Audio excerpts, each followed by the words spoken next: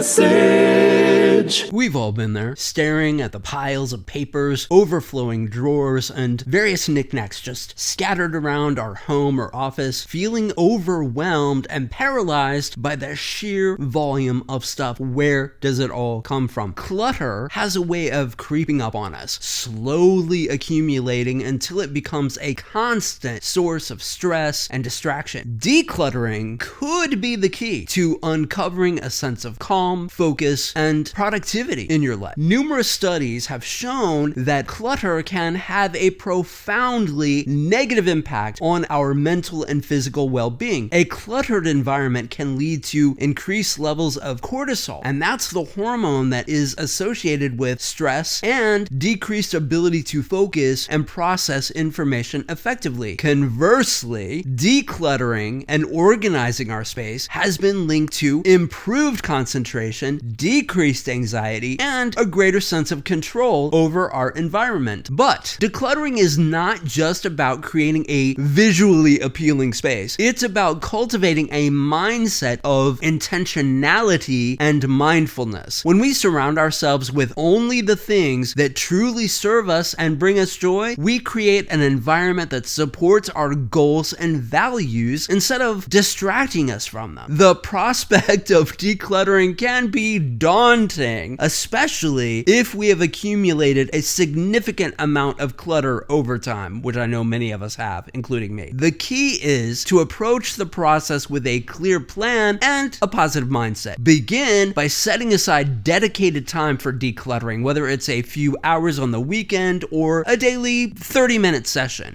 This will help you stay focused and prevent the task from becoming overwhelming. Next, divide the space into manageable sections. Perhaps tackle one room or area at a time. As we work through each section, sort belongings into 3 categories: keep, donate and sell, and discard. Be ruthless in your assessment.